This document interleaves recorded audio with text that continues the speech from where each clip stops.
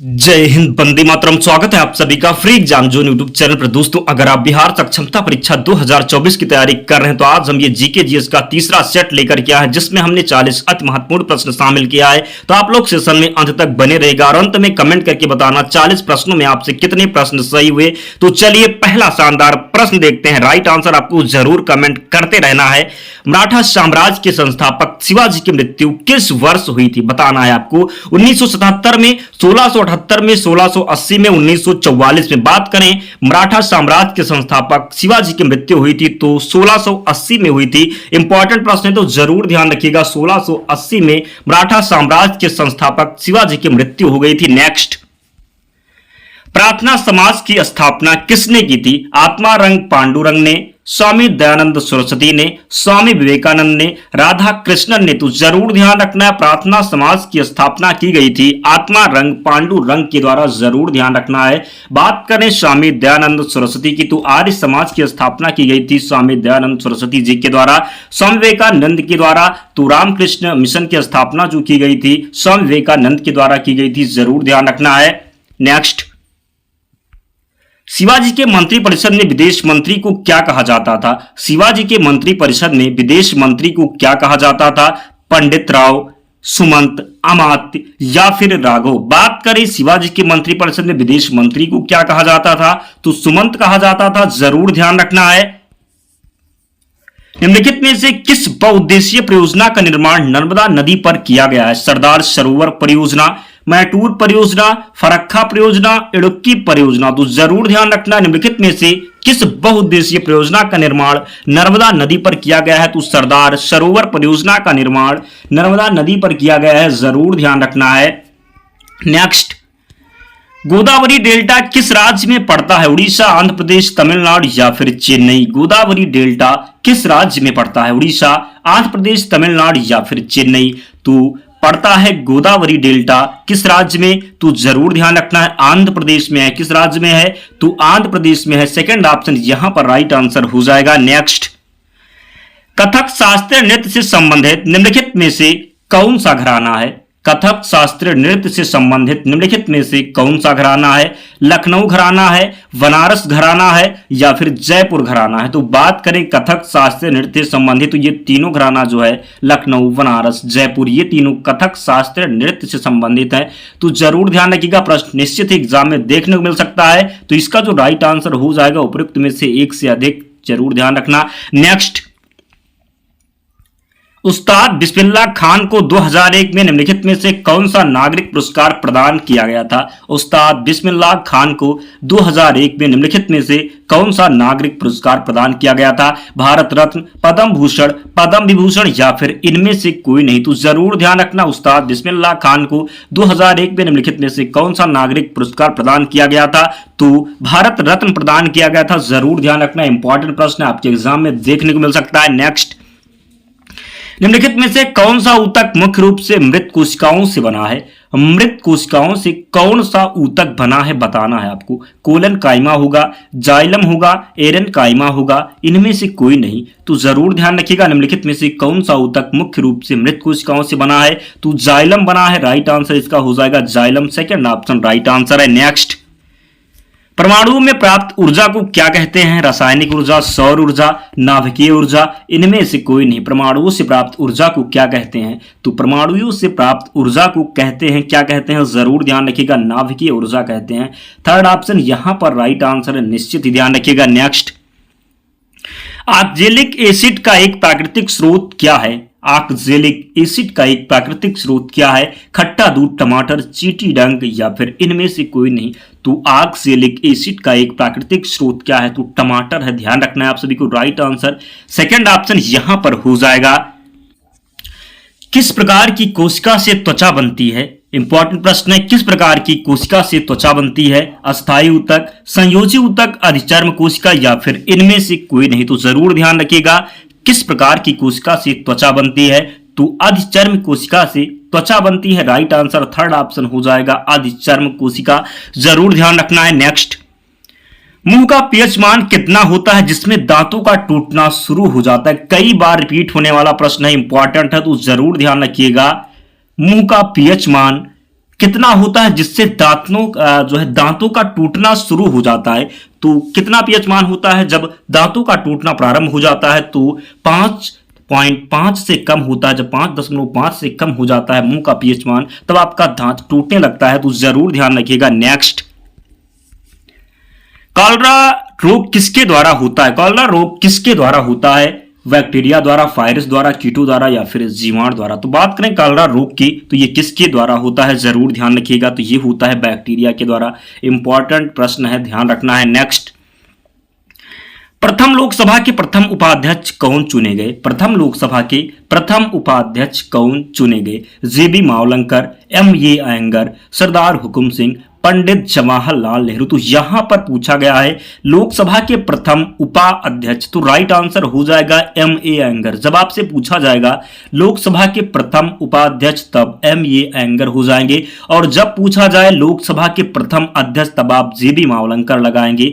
जरूर ध्यान रखना है। नेक्स्ट, भारतीय संविधान के किस अनुच्छेद के अंतर्गत समानता के अधिकार का उल्लेख किया गया है? अनुच्छेद 23 से 24, अनुच्छेद 14 से 18, अनुच्छेद 25 से 28, अनुच्छेद 29 से 30? तो जरूर ध्यान रखिएगा भारतीय संविधान के किन अनुच्छेद के अंतर्गत समानता के अधिकार का उल्लेख है? तो 14 से 18 में है समानता का अधिकार। जरूर ध्यान रखना है। नेक्स्ट, औद्योगिक नीति को किस तरह का संविधान कहा जाता है? व्यवसायिक, पूंजीवादी, समाजवादी या फिर इनमें से कोई नहीं? तो औद्योगिक नीति को किस तरह का संविधान कहा जाता है? तो इनमें से कोई नहीं, इसका राइट आंसर हो जाएगा। नेक्स्ट, 1931 में निम्नलिखित में से कौन इंडियन नेशनल कांग्रेस के अध्यक्ष थे? 1931 में कौन इंडियन नेशनल कांग्रेस के अध्यक्ष थे? नलिनी सेनगुप्ता, वल्लभ भाई पटेल, डॉक्टर राजेंद्र प्रसाद, पंडित जवाहरलाल नेहरू? तो जरूर आप सभी को राइट आंसर कमेंट करते रहना है।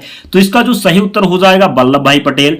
1931 में निम्नलिखित में से कौन इंडियन नेशनल कांग्रेस के अध्यक्ष थे? तो वल्लभ भाई पटेल थे। जरूर ध्यान रखिएगा आप सभी। प्रश्न है, क्षेत्रफल की दृष्टि से विश्व का छठा सबसे बड़ा देश कौन सा है? क्षेत्रफल की दृष्टि से विश्व का सबसे बड़ा छठा देश चीन, ब्राजील, ऑस्ट्रेलिया या फिर कनाडा? बात करें छठा क्षेत्रफल की दृष्टि से सबसे बड़ा देश हो जाएगा तो ऑस्ट्रेलिया हो जाएगा। क्या हो जाएगा? ऑस्ट्रेलिया हो जाएगा। बात करें ऑस्ट्रेलिया के बाद सातवां भारत देश हो जाएगा। आपको याद रखना है रुक चीन अब आया भारत, रुक चीन अब आया भारत। तो इस प्रकार आप ध्यान रख सकते हैं। रुक जो रा है उससे पहले हो जाएगा रूस, कनाडा, चीन। तो इस प्रकार आप लोग ध्यान रखिएगा। क्षेत्रफल की दृष्टि से विश्व का छठा सबसे बड़ा देश हो जाएगा तो ऑस्ट्रेलिया हो जाएगा। इसके बाद में भारत हो जाएगा। नेक्स्ट, स्थापना किस वर्ष की गई? स्वराज पार्टी की स्थापना किस वर्ष की गई? 1920 में, 1921 में, 1922 में या फिर 1923 में? तो स्वराज पार्टी की स्थापना की गई 1923 में। आपसे पूछा जाए किसने की, तो मोतीलाल नेहरू और चित्तरंजन दास के द्वारा स्वराज पार्टी की स्थापना 1923 में की गई। जरूर ध्यान रखिएगा। अगला प्रश्न है, चौरी चौरा नामक प्रसिद्ध स्थल कहां है? चौरी चौरा नामक प्रसिद्ध स्थल कहां है? गोरखपुर, लखनऊ, इलाहाबाद या फिर आगरा? तो चौरी चौरा नामक प्रसिद्ध स्थल है गोरखपुर में। कहां पर है? तो गोरखपुर में है। आप सभी को ध्यान रखना है। नेक्स्ट, गांधी जी भारतीय राष्ट्रीय कांग्रेस के अध्यक्ष कितनी बार बने? 1 बार, 2 बार, 3 बार या फिर 4 बार? तो बात करें गांधी जी की, तो ये गांधी जी भारतीय राष्ट्रीय कांग्रेस के अध्यक्ष केवल 1 बार बने। आपसे पूछा जाए कब बने, तो 1924 में बने। कब बने? 1924 में बने, वेलगांव अधिवेशन में। ध्यान रखना है। तो 1 बार यहां पर राइट आंसर हो जाएगा। गांधी जी भारतीय राष्ट्रीय कांग्रेस के अध्यक्ष कितनी बार बने? तो 1 बार बने। कब बने? तो 1924 में। कहां पर बने? तो बेलगांव अधिवेशन में। जरूर ध्यान रखना, इंपॉर्टेंट प्रश्न है, एग्जाम में देखने को मिल सकता है। नेक्स्ट, भारत की आजादी के समय कांग्रेस के अध्यक्ष कौन थे? कई बार पूछा जाने वाला प्रश्न है। भारत की आजादी के समय कांग्रेस के अध्यक्ष कौन थे? महात्मा गांधी, जवाहरलाल नेहरू, जेबी कृपलानी, सरदार पटेल? बात करें भारत की आजादी के समय कांग्रेस के अध्यक्ष तो कौन हो जाएंगे? जेबी कृपलानी थे। कौन? जेपी कृपलानी थे भारत की आजादी के समय कांग्रेस के अध्यक्ष। जरूर ध्यान रखिएगा। नेक्स्ट, वर्ष 1932 में अखिल भारतीय हरिजन संघ के संस्थापक कौन थे? हरिजन संघ के संस्थापक कौन थे? बताना है आपको। वर्ष 1932 में महात्मा गांधी, वी.आर. अंबेडकर, जगजीवन राम, विनोबा भावे? तो आप लोग 2 ऑप्शन में से कंफ्यूज हो सकते हैं, वी.आर. अंबेडकर या फिर महात्मा गांधी। तो जरूर ध्यान रखिएगा। वर्ष 1932 में अखिल भारतीय हरिजन संघ के जो संस्थापक थे ये महात्मा गांधी थे। कौन थे? तो हरिजन संघ के संस्थापक, जिसकी स्थापना 1932 में किए थे, कौन थे? तो महात्मा गांधी जी थे। जरूर ध्यान रखना है। डॉक्टर वी आर अम्बेडकर, आपको मार्क करके लगा करके नहीं आना है, जरूर ध्यान रखना है। नेक्स्ट, महात्मा गांधी की हत्या कब हुई? 30 जनवरी 1947, 30 जनवरी 1948, 30 जनवरी 1946 या फिर 30 जनवरी 1949। तो जरूर ध्यान रखिएगा, महात्मा गांधी की हत्या हुई थी, कब हुई थी? तो 30 जनवरी 1948 को महात्मा गांधी की हत्या कर दी गई थी। किसने किया था? तो नाथूराम गोडसे ने गोली मार करके महात्मा गांधी की हत्या कर दी थी।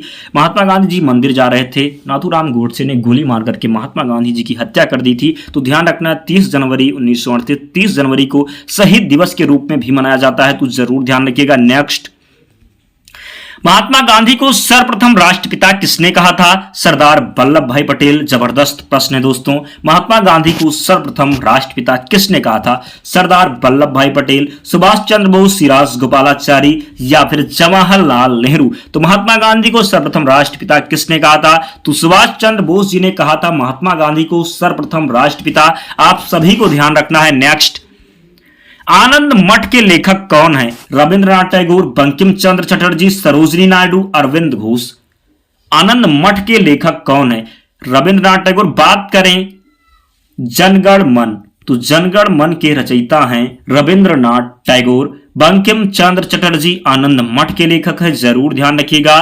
अरविंद घोष एक पुस्तक है लाइफ डिवाइन, ध्यान रखना इंपॉर्टेंट है, कई बार एग्जाम में बना है, तो अरविंद घोष हो जाएंगे।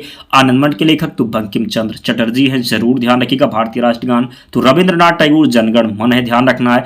रविंद्रनाथ टैगोर ने बांग्लादेश के राष्ट्रीय गान की भी रचना की है, जो उमार सुनार बांग्ला है, ध्यान रखना है आप सभी को। नेक्स्ट, भूदान आंदोलन किसने प्रारंभ किया? महात्मा गांधी। जयप्रकाश नारायण, विनोबा भावे तो राम मनोहर लोहिया। ध्यान रखना है आप सभी को, भूदान आंदोलन किसने प्रारंभ किया? महात्मा गांधी, जयप्रकाश नारायण, विनोबा भावे, राम मनोहर लोहिया। तो ध्यान रखना है आप सभी को, भूदान आंदोलन प्रारंभ किया गया था विनोबा भावे के द्वारा। किसके द्वारा?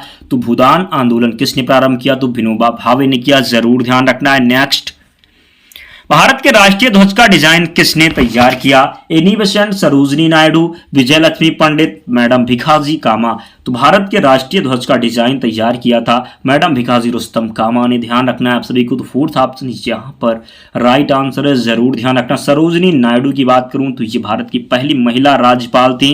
कांग्रेस की प्रथम महिला अध्यक्ष भी सरोजिनी नायडू थी, जिसने 1925 में कानपुर अधिवेशन की अध्यक्षता की थी, जरूर ध्यान रखना है। पहली कांग्रेस की पहली महिला अध्यक्ष, बात किया जाए भारतीय ना हो तो एनी बेसेंट हो जाएंगे, ध्यान रखना है। नेक्स्ट, 27 दिसंबर 1911 में पहली बार जनगण मन कहां पर गाया गया? मुंबई, लखनऊ, कोलकाता या फिर साबरमती। बात करें 27 दिसंबर 1911 में पहली बार जनगण मन कहां गाया गया? तो कोलकाता अधिवेशन में गाया गया। कहां पर गाया गया? तो कोलकाता अधिवेशन में गाया गया, जरूर ध्यान रखना है। थर्ड ऑप्शन यहां पर राइट आंसर है दोस्तों। जिसने भी अब तक सेशन को लाइक नहीं किया, प्लीज आप लोग सेशन को लाइक कर दें, क्योंकि आप लोग वीडियो देख लेते हैं और सेशन को लाइक नहीं करते। हम आपके लिए इतनी मेहनत करते हैं, एक प्रश्न इकट्ठा करते हैं जो कई बार एग्जाम में पूछा जाने वाला प्रश्न होता है, बहुत टाइम लगता है, तो आपका भी कर्तव्य बनता है आप लोग भी हमारा सपोर्ट जरूर करें। नेक्स्ट, झंडा गीत किसने लिखा है? रविंद्रनाथ टैगोर, बंकिम चंद्र चटर्जी, मैथिली शरण गुप्त, श्यामलाल गुप्त पार्षद। तो झंडा गीत किसने लिखा है? तो ध्यान रखना है आप सभी को, झंडा गीत लिखा गया है श्यामलाल गुप्त पार्षद को। किसने लिखा है झंडा गीत? तो श्यामलाल गुप्त पार्षद ने लिखा है झंडा गीत, जरूर ध्यान रखिएगा। नेक्स्ट, काकोरी ट्रेन डकैती कांड के नायक कौन थे? रामप्रसाद बिस्मिल, भगत सिंह, बटुकेश्वर दत्त, बरकतुल्ला। तो ध्यान रखना है, काकोरी ट्रेन डकैती कांड के नायक कौन थे? तो काकोरी ट्रेन डकैती कांड के नायक थे रामप्रसाद बिस्मिल, जरूर ध्यान रखना है। रामप्रसाद बिस्मिल थे काकोरी ट्रेन डकैती। अब तो काकोरी ट्रेन एक्शन उत्तर प्रदेश सरकार ने कर दिया इसका नाम काकोरी ट्रेन एक्शन, तो जरूर ध्यान रखना है। गांधी इरविन समझौता किससे संबंधित है? आपको बताना है गांधी इरविन समझौता किससे संबंधित है? भारत छोड़ो आंदोलन, सविनय अवज्ञा आंदोलन, असहयोग खिलाफत आंदोलन, रॉलेट आंदोलन। तो गांधी इरविन समझौता संबंधित है सविनय अवज्ञा आंदोलन से। किससे संबंधित है? तो सविनय अवज्ञा आंदोलन से संबंधित है, जरूर ध्यान रखना है। रॉलेट एक्ट बिना दलील बिना अपील वाला कानून जो 1919 में स्टार्ट हुआ था, ध्यान रखना है आप सभी को। नेक्स्ट, 1857 के बरेली विद्रोह का नेता कौन था? खान बहादुर, कुंवर सिंह, मौलवी, अहमद शाह, ब्रजेश। तो 1857 के बरेली विद्रोह का नेता था कौन था? तो खान बहादुर था 1857 के बरेली विद्रोह का नेता, जरूर ध्यान रखना है। नेक्स्ट,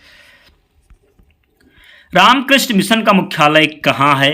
वेलूर, बेल्लारी, हुबली या फिर इनमें से कोई नहीं। तो रामकृष्ण मिशन का मुख्यालय है वेलूर में, जरूर ध्यान रखिएगा। नेक्स्ट, लोकसभा का चुनाव लड़ने के लिए इच्छुक व्यक्ति की न्यूनतम आयु कितनी होनी चाहिए? 21 वर्ष, 25 वर्ष, 30 वर्ष या फिर 35 वर्ष।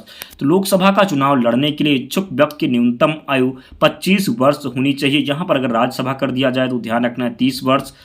नेक्स्ट, कौन सा राज्य सबसे अधिक प्रतिनिधि लोकसभा में भेजता है? बिहार, मध्य प्रदेश, पश्चिम बंगाल या फिर उत्तर प्रदेश। तो यहां पर जो राइट आंसर हो जाएगा, कौन सा राज्य सबसे अधिक प्रतिनिधि लोकसभा में भेजता है? तो उत्तर प्रदेश भेजता है, जरूर ध्यान रखिएगा। नेक्स्ट, वर्तमान लोकसभा में प्रत्येक राज्य के लिए स्थान का आवंटन किस पर आधारित है? 1951 की जनगणना पर, 1961 की जनगणना पर, 1971 की जनगणना पर, 1991 की जनगणना पर। तो वर्तमान लोकसभा में प्रत्येक राज्य के लिए स्थान का आवंटन किस पर आधारित है? तो 1971 की जनगणना पर आधारित है, जरूर ध्यान रखिएगा। वर्तमान लोकसभा में प्रत्येक राज्य के लिए स्थान का आवंटन किस पर आधारित है? तो 1971 की जनगणना पर आधारित है, जरूर ध्यान रखिएगा। नेक्स्ट, राज्यसभा में सीटों की अधिकतम संख्या कितनी हो सकती है? राज्यसभा में सीटों की अधिकतम संख्या कितनी हो सकती है? 250, 275, 205 या फिर 300। तो बात करें राज्यसभा में सीटों की अधिकतम संख्या कितनी हो सकती है? तो 250 हो सकती है, जरूर ध्यान रखिएगा। नेक्स्ट, वर्तमान समय में राज्यसभा में सदस्यों की प्रभावी संख्या कितनी है? 238, 245, 250 या फिर 252। तो जरूर ध्यान रखिएगा, वर्तमान समय में राज्यसभा में सदस्यों की प्रभावी संख्या कितनी है? तो 245 है। वर्तमान समय में राज्यसभा में सदस्यों की प्रभावी संख्या कितनी है? तो 245 है। नेक्स्ट, राज्यसभा के लिए राष्ट्रपति द्वारा कितने सदस्य नामित किए जाते हैं? राज्यसभा के लिए राष्ट्रपति द्वारा कितने सदस्य नामित किए जाते हैं? तो कितने किए जाते हैं? तो 12 सदस्य किए जाते हैं। राज्यसभा के लिए राष्ट्रपति द्वारा कितने सदस्य नामित किए जाते हैं? तो 12 किए जाते हैं। अंतिम प्रश्न है दोस्तों, और इसका आंसर आपको कमेंट करके बताना है। उत्तर प्रदेश से राज्यसभा के लिए कितने सदस्य चुने जाते हैं? तो इसका आंसर आप लोग कमेंट करके जरूर बताना। और जिसने भी अब तक सेशन को लाइक नहीं किया, प्लीज सेशन को लाइक कर देना और चैनल को जरूर सब्सक्राइब कर लेना। और इसकी पीडीएफ के लिए आप टेलीग्राम चैनल से जुड़ जाना, लिंक डिस्क्रिप्शन बॉक्स में, या आप टेलीग्राम पर जाकर के सर्च कर लेना। फ्री एग्जाम जोन आपको चैनल मिल जाएगा, आप लोग ज्वाइन हो जाना, वहां पर आपको पीडीएफ मिल जाएगी। तो मिलते हैं अगले वीडियो में, तब तक पढ़ते रहिए, ध्यान रखिए अपना, स्वस्थ और सुरक्षित रहिए। जय हिंद।